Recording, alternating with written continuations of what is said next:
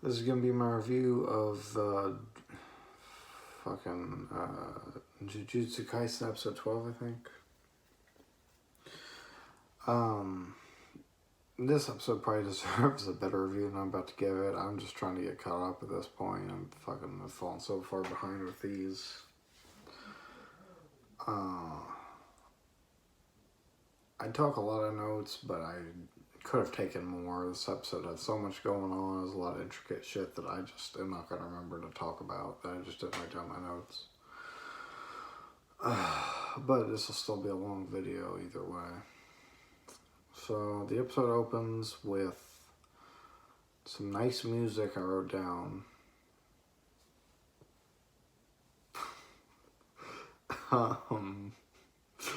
In the opening scene is Itadori looking serious during a phone call with Nanami.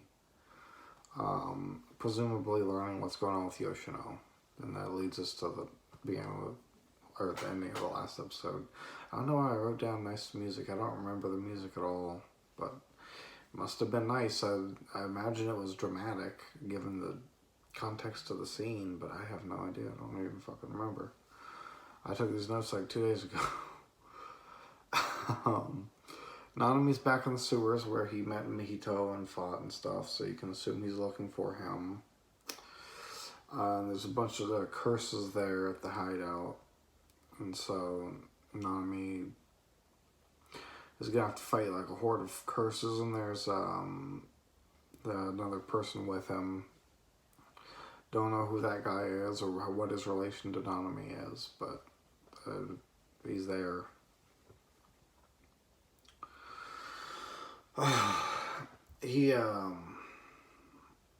Nanami basically realizes that Mihito's probably wherever Itadori's going to go. He tells Itadori not to go to the school where the shit's going on, but he knows Itadori's going to do it because he can't help himself, and so he's going there too, and he presumes he's going to meet Mihito there. He assumes he's not in the sewer, so he leaves this character Ino there and says that he'll recommend him to become move up to a level level 1 sorcerer if he's capable of doing this. I hope we see more of this character, because if he's a level 1 sorcerer, I figure he's gonna be around a lot in the future, fighting the people that belong to this faction of Mihito and Geto.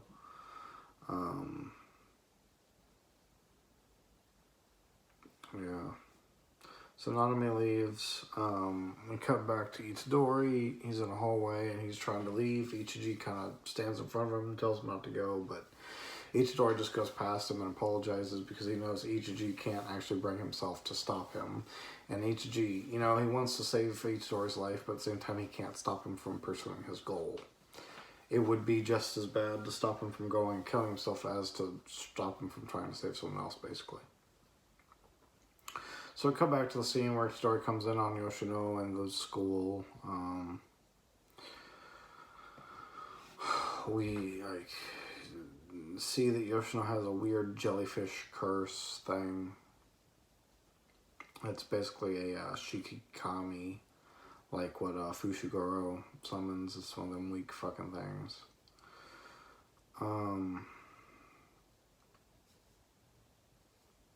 Yoshino will not refer to Itadori by his name as they fight, because obviously he's trying to reject their friendship. He's trying to reject his feelings toward Itadori and convince himself that he's, different, that he's whatever he thinks he is. He's not a person like them. Whether he's calling him a Jujutsu sorcerer because he believes he's on Mihito's team, or just maybe he thinks that he's not human anymore, and I don't know. But he's rejecting Itadori as a friend and clearly trying to put himself on some other level. He also questions Itadori's motivation to save him. He says something to the effect of indiscriminate salvation is... he says something. Indiscriminate salvation is not futile. I don't remember what he says. He says something about indiscriminate salvation. Basically that it's nonsense and that he doesn't understand why someone would try to save everyone. Because he's still on his whole, like, people don't have a heart kick. So he doesn't understand Itadori's motivations, basically. Yoshino, just, like I said, he just kind of parrots what Mahito has been teaching him, that people don't have hearts, that heart is a delusion, people just have souls, and that they're not inherently good or bad and shit. Or, well, not that they're not inherently good or bad, just that they're... To him, heart would mean that people are predisposed to be good. And it doesn't make sense that they do bad things if they're predisposed to be good. That's what he considers a heart. And so he's rejecting that and just saying they have a soul. That soul is a blank slate, and it'll be molded by whatever, essentially. That's at least my interpretation of the whole heart versus soul thing that they're going on about. He wraps Itadori up in his jellyfish bullshit. Itadori's like punching at shit and it's not doing anything because it's like I guess it's shock absorption or something, I don't know. But he injects Itadori with poison to try to make him unconscious. But he's too weak and Itadori just pops his arm out and grabs Yoshino. We jump back to Mahito teaching Yoshino about the jellyfish. He calls them moondrakes, I think is what the name was. His cursed aura basically becomes poison and the moondrake secretes it from its tendrils. He kind of starts talking, gets through to Yoshino a little bit, and Itadori finally gets a hit in on him. And he hits the jellyfish so hard that it bumps into Yoshino and knocks him out the window. And then the moondrake moves around. It first blocks the punch and then moves around him to stop his fall. So it's like an automatic thing that protects him, it seems like. Because it's very fast to stop him from taking any real damage. Yoshino gets extremely frustrated that he can't exact his revenge, or, well, his perceived revenge, his revenge against society, his revenge against people who were mean to him in high school, his revenge against whoever killed his mother. He just wants revenge on everything, on life, basically, for being unfair to him. That's his thing. Life is unfair, so he just wants revenge, indiscriminately, taking it out on whoever he could. He plans an attack while Itadori's in midair, and he at first is going to just attack him at any point, but he decides rather to attack when Itadori's about to land. Basically because Itadori's attention would be split between focusing on landing right and then the attack. But he obviously underestimates Itadori. We know that he's extremely agile, so he just dodges in midair anyways.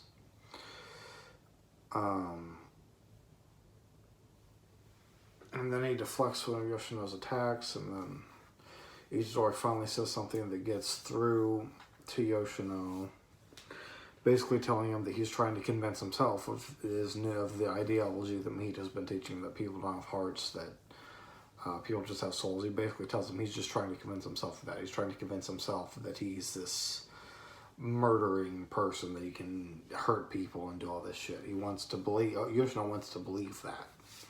But even he really knows that it's not who he is. And that's what we learned in the last episode, that he really can't hurt people and kill people. It's not who he is. But Itadori finally gets through to Yoshino, and Yoshino kind of listens, and Itadori finally gets a hit in and punches him in the face.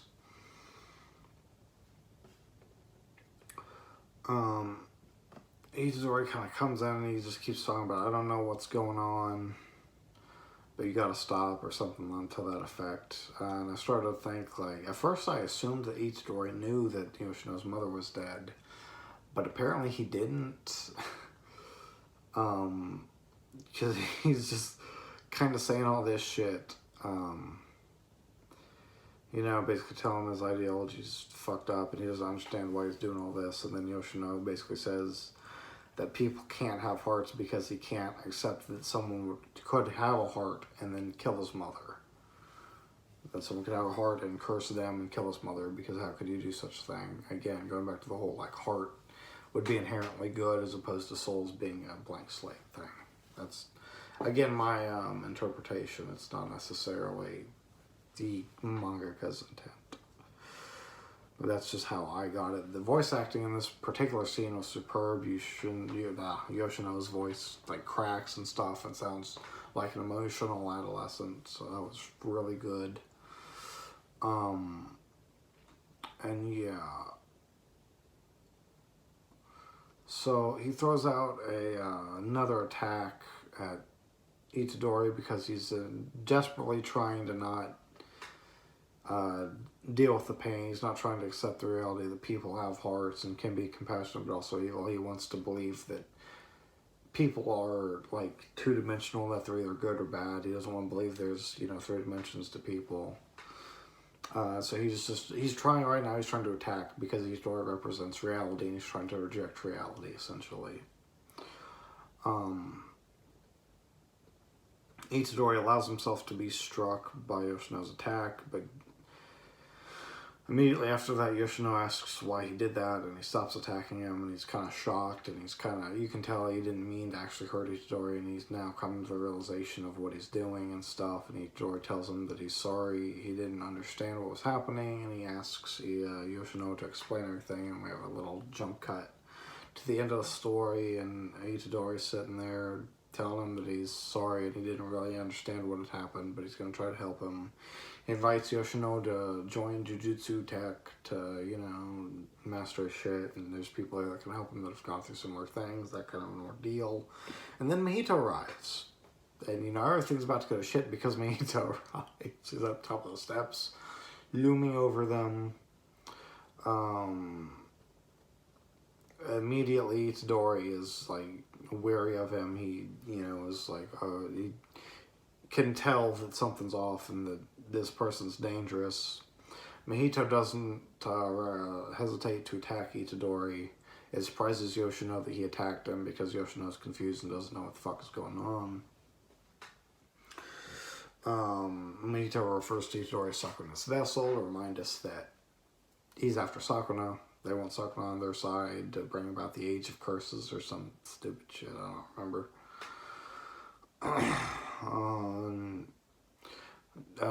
Itadori starts yelling at Yoshino to run because he realizes that Mahito's the one Nanami was warning him about with the patchwork face and stuff. He realizes he's extremely powerful, extremely dangerous. He can touch someone's soul and turn them into a curse. All that shit comes flooding to him. And he can't believe that he didn't recognize him immediately. And despite being told to run, Yoshino just continues being confused, and he's sitting there trying to neutralize the situation. He tries to stop Mahito from attacking him. He turns to Itadori and he starts trying to tell him, like, Mahito's not a bad person, and then he stops and he realizes that Mahito is a bad person, that he is evil, because he remembers all the curses that he made and that they were once people. He's been turning people into curses this whole time.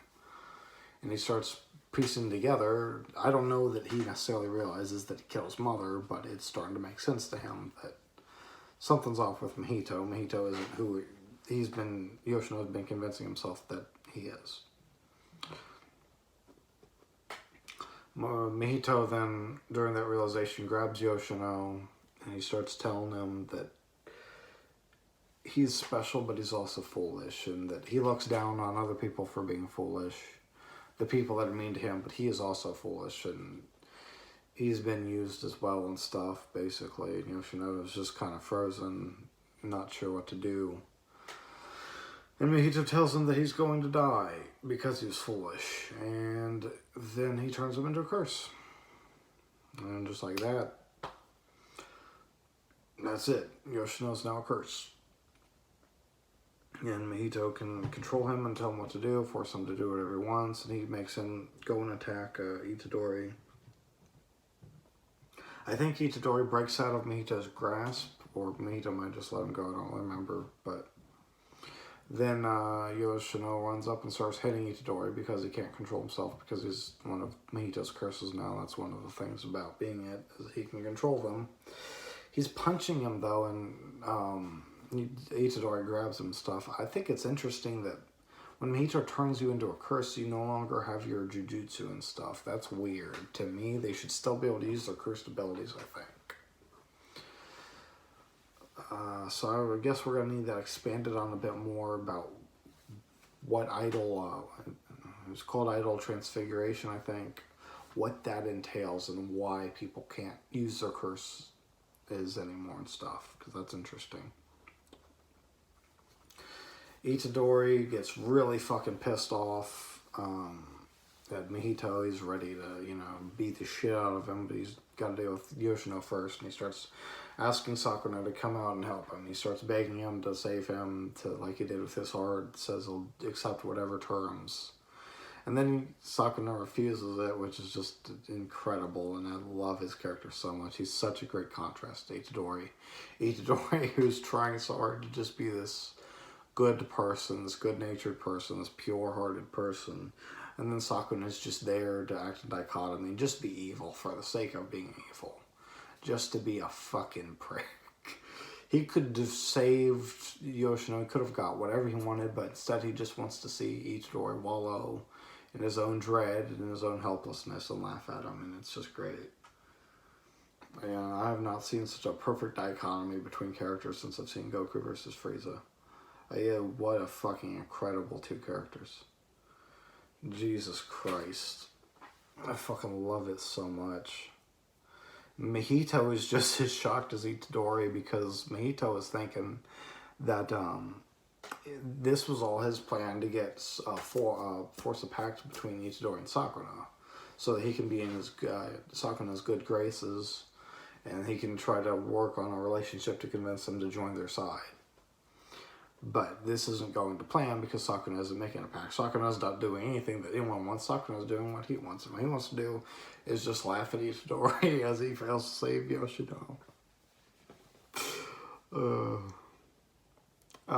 So with his refusal, Itadori starts losing his shit. Sakura confirms that Itadori already thought they had a pact and just laughs at how helpless his situation is. The reason he confirms that Itadori forgot about their 1 minute pact is because he's sitting there essentially saying, I'll make a pact with you. So he didn't know they already made one. So Sakura now sits there and he continues to mock Itadori. And Mahito starts trying to now analyze what the fuck is happening because he thought this was a foolproof plan. And he doesn't understand why Sakura's not taking advantage of it. He can't comprehend what's going on. I already said he wanted to be in his good graces. It apparently doesn't occur to him that Sakura could have already made a pact happen. I don't know why, but he just has no idea. It doesn't occur to him that they might already have a pact. It's just stupid. You would have thought that would have been one thing that he'd think of. But then there's just this incredible scene where Mahito and Sakura are just both laughing at Itadori in tandem. Itadori's just standing there holding Yoshino's dying body, and they're just both shown behind him laughing at him, and it's just great. It's so lovely. Oh god. It's just a fucking incredible scene. And Itadori kind of has this inner monologue where he's like, that's right, they're curses, essentially saying they're not human, they're just evil, they're just bad, they need to be extinguished and shit, and he looks at Mahito and tells him that he'll kill him.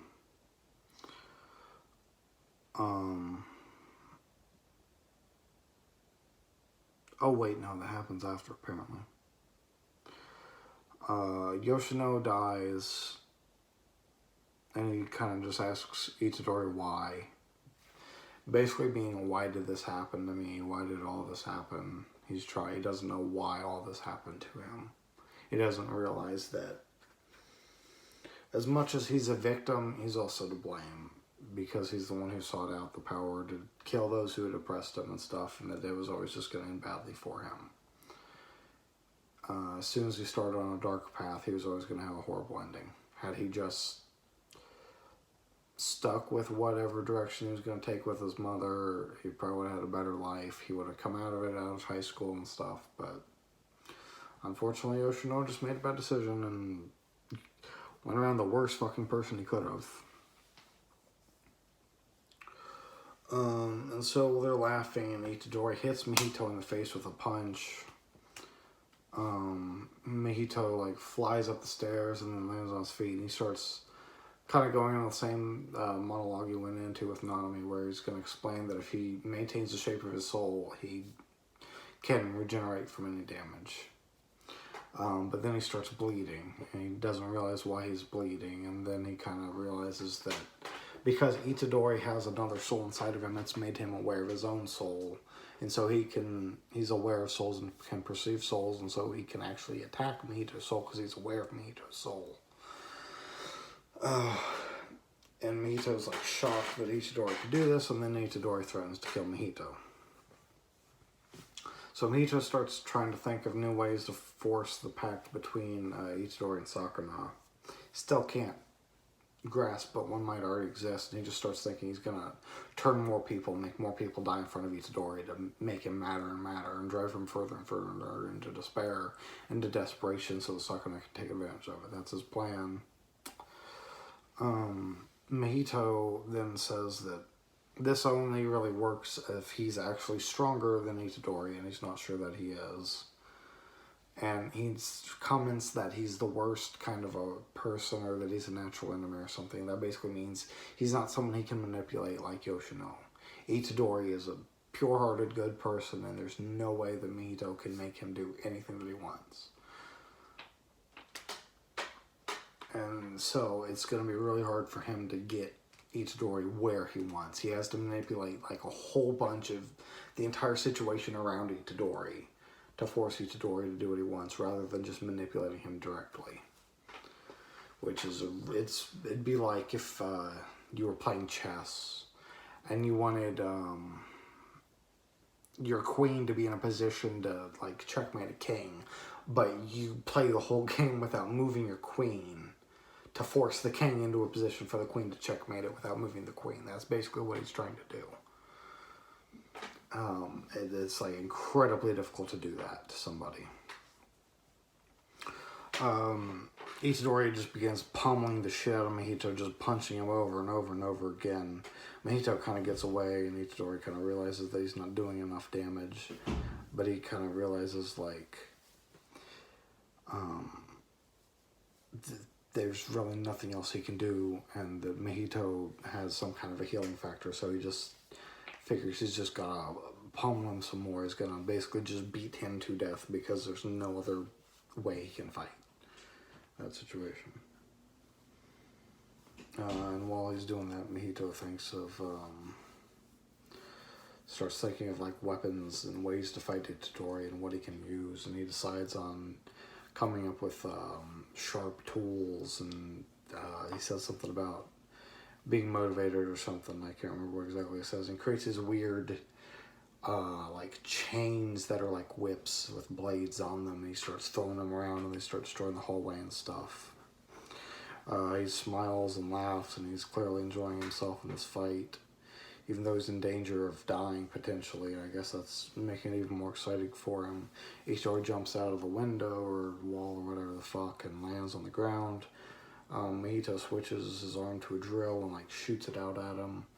Itadori dodges it and grabs like the bit of skin that was connected to it and starts pulling him out, but then the skin shoots spikes up into his hands to kind of catch Itadori and lock him in place.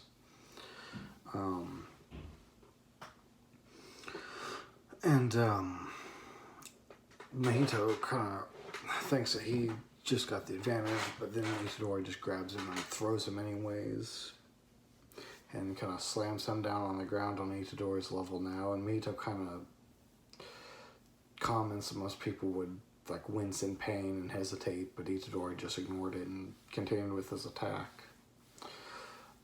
They come up and exchange blows. Itadori like punches him, but then Mahito hits him and shoots his spikes into him. And he says, "Just switch already," and he tries to do something with Itadori's soul to force him to switch with Sakuna, but it takes him into Sakuna's Jujutsu realm or whatever it was, where him and Itadori fought.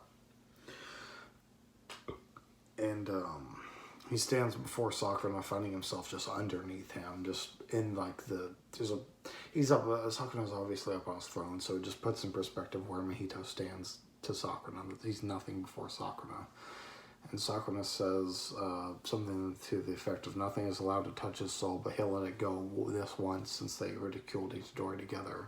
Basically saying that they're of the same mind or whatever. I can't think of the term I want to use. It's not like brethren or kin, but it's something like that. There's a term where if you're just like someone else, you kind of form a oh fuck, I can't remember words right now. Not a relationship, but you're something akin to a friend, basically. You're of similar mind and shit, and that's what he sees Mahito as. So he lets Mahito go just this once, telling him to never touch his soul again. After that, Mahito's kind of frozen. Itadori begins headbutting his face and basically caving his skull into his head, and then he kicks him in the face and knocks him into a wall.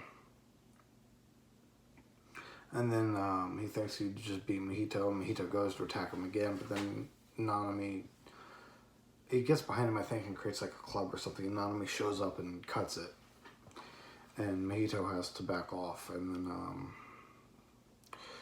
Nanami begins asking Itadori the situation so he can begin to analyze it and figure out a plan. Itadori downplays his injuries, saying like, I'm fine, I just have holes in me. Nanami obviously is like, that's not fine. He realizes once again, Itadori starts talking about other people before he talks about himself, and he comments he's still thinking of other people, not himself.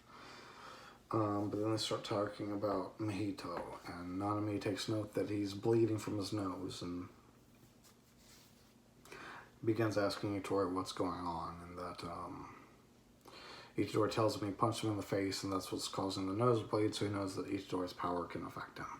He asks Itadori if Mahito touched him, and he says yes, and so he realizes that Mahito's power either doesn't work on him or he can't transfigure him because he wants something from him. Now, the obvious answer that's screaming out to everyone watching this would be Sakuna, but for whatever reason, Nanami, because of plot reasons, I guess, doesn't realize that they're after Sakuna. It should be fucking obvious.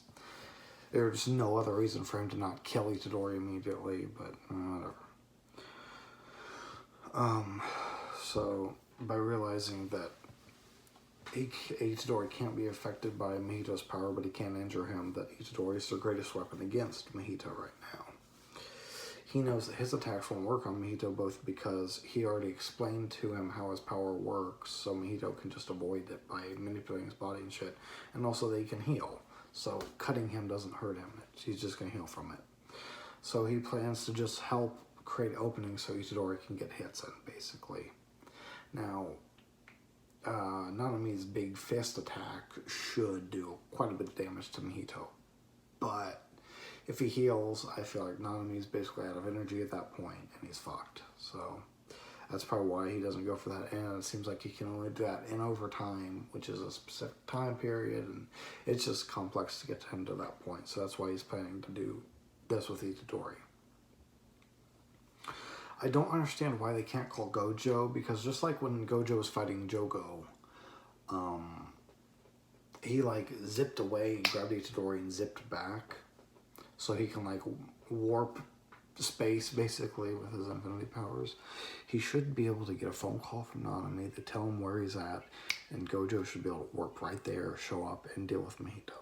He should be able to deal with every threat like that, but for whatever reason, they just aren't doing that, I guess. I don't understand why. Maybe I don't understand how his powers work.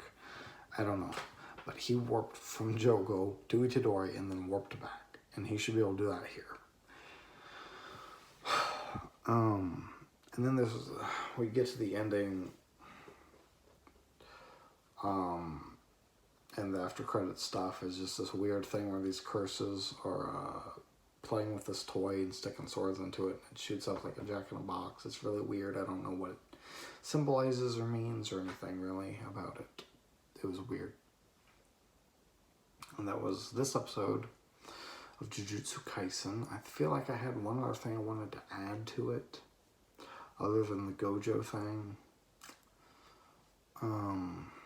Oh yeah, Mahito's clothes. Mahito in the last episode asked Geto to get him clothes, meaning he's wearing human clothes, so why can't humans perceive his clothes moving around? Does he shroud them in a cursed aura or something? Because that's really weird, and it's weird to me. Either way, hoping to get the episode 13 done, and then I can do episode 14. But we'll see what happens.